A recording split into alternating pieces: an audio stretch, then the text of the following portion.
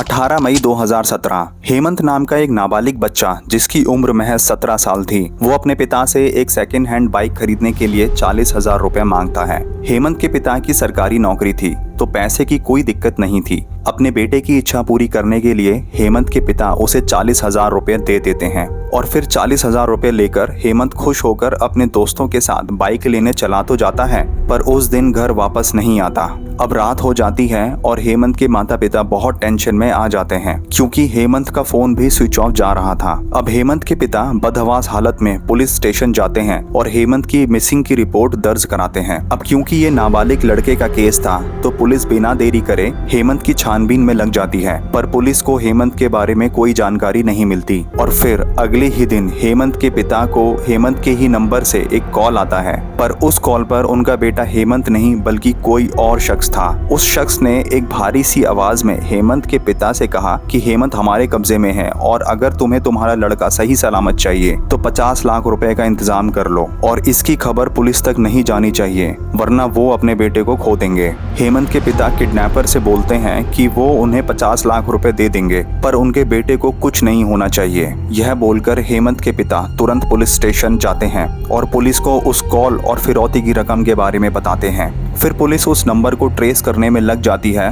पर उस वक्त पुलिस के हाथ कुछ नहीं लगता। यह सब देखकर हेमंत के पिता अब 50 लाख रुपए जुटाने में लग जाते हैं। फिर ठीक 2 दिन बाद पुलिस के पास एक अनजान नंबर से कॉल आता है और कॉल करने वाला शख्स पुलिस को बताता है कि पटेल नगर रेलवे स्टेशन के पुल के नीचे एक लड़के का शरीर मिला है जो कि बहुत बुरी तरीके से जला हुआ है। फिर पुलिस बिना देरी किए रेलवे पुल के नीचे पहुंचती है तो पता चलता है कि वो शरीर हेमंत के एक नाबालिग दोस्त ऋतिक का है। अब यहाँ पर पुलिस कंफ्यूज होती है कि गायब तो हेमंत है पर बॉडी उसके दोस्त की मिली है जिसकी लापता होने की कोई कंप्लेंट भी दर्ज नहीं है। अब पुलिस इस कांड के पीछे के मास्टरमाइंड को ढूंढना शुरू करती है और फिर इन्वेस्टिगेशन के दौरान कुछ ऐसा सामने निकल कर आता है जिससे सबके होश उड़ जाते हैं। Welcome to my channel and you are watching the mystic diaries. यह कहानी है 5 नाबालिग दोस्तों की, हेमंत, लोकेश, ऋतिक, संस्कार और हनी दुबे। यह पांचों बहुत अच्छे दोस्त थे। हेमंत अपने दोस्तों के सामने शो ऑफ करने के लिए अपने पिता से 40,000 रुपए मांगता है एक सेकंड हैंड बाइक खरीदने के लिए। अब जैसा कि हमें पता है कि हेमंत के पिता की सरकारी नौकरी थी तो वो हेमंत को 40,000 रुपए दे देते हैं। फिर हेमंत अपने दोस्तों के साथ बाइक लेने चला जाता है पर घर वापस नहीं आता। फिर अगले ही दिन हेमंत के पिता के पास 50 लाख रुपए की फिरौती के लिए जो कॉल आता है, हेमंत के पिता तुरंत पुलिस को उस कॉल और फिरौती की रकम के बारे में इन्फॉर्म करते हैं तो पुलिस बिना देरी किए उस नंबर को ट्रेस करती है और ट्रेस करने पर पता चलता है कि हेमंत के नंबर से फिरौती के लिए जो कॉल गई थी वो इंदौर से की गई थी। पुलिस तुरंत इंदौर पहुंचती है और किडनैपर्स को ढूंढना शुरू करती है पर 2 से 3 दिन बीत जाने पर पुलिस को किडनैपर्स का कुछ पता नहीं चलता। फिर पुलिस हेमंत के पिता से ही हेमंत के बारे में डिटेल से पूछताछ करना शुरू करती है और उसी पूछताछ में पुलिस को हेमंत के उन 4 बेस्ट फ्रेंड्स के बारे में पता चलता है कि हेमंत अपने उन्हीं 4 दोस्तों के साथ बाइक लेने गया था। पूछताछ के दौरान एक महिला का नाम भी सामने आता है जिसका नाम होता है पूनम दुबे, जो हेमंत के उन्हीं 4 दोस्तों में से एक दोस्त हनी दुबे की मां है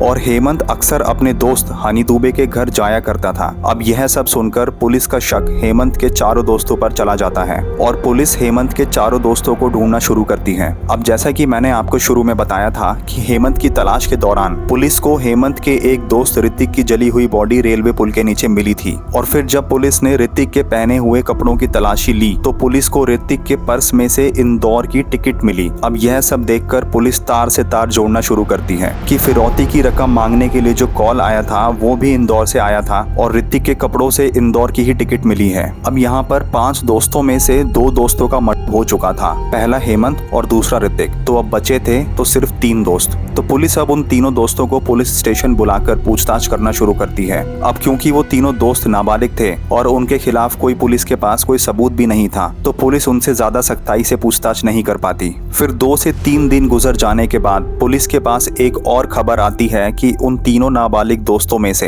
एक दोस्त लोकेश का भी कत्ल हो गया है और उसका शरीर जंगल में पड़ा हुआ मिला है। अब यह सब देखकर पुलिस काफी अलर्ट हो जाती है और सोचती है कि एक के बाद एक इन दोस्तों का कौन कर रहा है और क्यों। तो अब इन 5 दोस्तों में से 3 दोस्तों का कत्ल हो चुका था और बचे थे तो सिर्फ 2। अब पुलिस बिना वक्त गवाए बचे हुए दोनों दोस्तों को और उनमें से एक दोस्त हनी दुबे की मां पूनम दुबे को भी पूछताछ के लिए पुलिस स्टेशन बुलाती है और फिर उनसे अपने तरीके से सख्ताई से पूछताछ करती है। तो उसी पूछताछ में एक ऐसा सच सामने आता है जिसे सुनकर पुलिस भी हैरान हो जाती है। पूनम दुबे एक लालची किस्म की औरत थी जो पैसों के लिए कुछ भी कर सकती थी और इसी वजह से पूनम दुबे के घर में अनजान लोगों का आना जाना लगा रहता था जिनके साथ वो अवैध संबंध भी बनाती थी। अब यहाँ पर एंट्री होती है हेमंत की। जब पूनम दुबे को पता चलता है कि उसके बेटे हनी दुबे का एक दोस्त हेमंत है जिसके पिता सरकारी नौकर हैं, तो फिर पूनम दुबे धीरे धीरे हेमंत को अपने जाल में फंसाना शुरू करती है और फिर हेमंत के साथ भी अवैध संबंध बनाना शुरू करती है। अब हेमंत पूनम दुबे के जाल में पूरी तरह फंस चुका था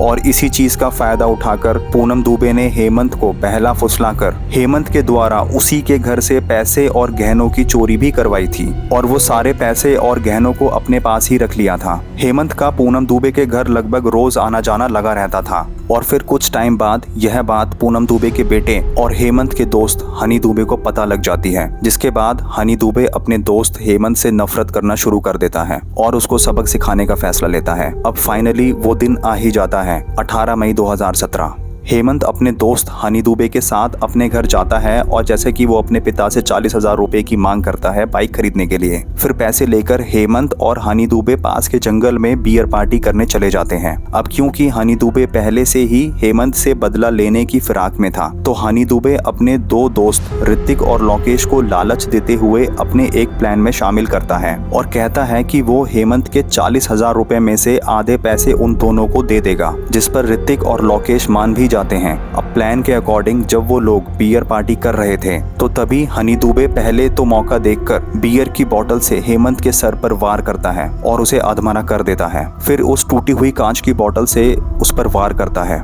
जिसके बाद हेमंत मौके पर ही दम तोड़ देता है। फिर हनी दुबे हेमंत के 40,000 रुपए और उसका मोबाइल फोन अपने पास रख लेता है और उन 40,000 में से आधे पैसे खुद रखता है और आधे पैसे ऋतिक और लोकेश में बांट देता है और फिर वो पेट्रोल की मदद से हेमंत की बॉडी को आग लगा देता है और फिर तीनों अपने अपने घर चले जाते हैं। अब घर पहुंचने के बाद हनी दुबे अपनी मां पूनम दुबे को सारी बात बता देता है, जिसके बाद पूनम दुबे अपने बेटे को बचाने के लिए एक प्लान बनाती है, जिसके अनुसार वो हनी दुबे के दोस्त ऋतिक को बोलती है कि तुम हेमंत का फोन लेकर इंदौर जाओ और वहां जाकर हेमंत के पिता से 50 लाख की फिरौती मांगो। यह प्लान वो लोकेश को भी बताती हैं और फिर वो फिरौती की रकम को आधा आधा बांट लिया जाएगा, जैसे हेमंत के 40,000 रुपए को बांटा गया था, जिसके लिए ऋतिक तैयार हो जाता है। अब जो 50 लाख की फिरौती की कॉल हेमंत के पिता के पास आई थी वो ऋतिक ने ही आवाज बदलकर किया था। अब 24 घंटे बीत जाने के बाद पूनम दुबे को यह डर सताने लगता है कि अगर हेमंत के पिता ने पुलिस को खबर कर दी और पुलिस ने हेमंत को पकड़ लिया तो उसका सारा भांडा फूट जाएगा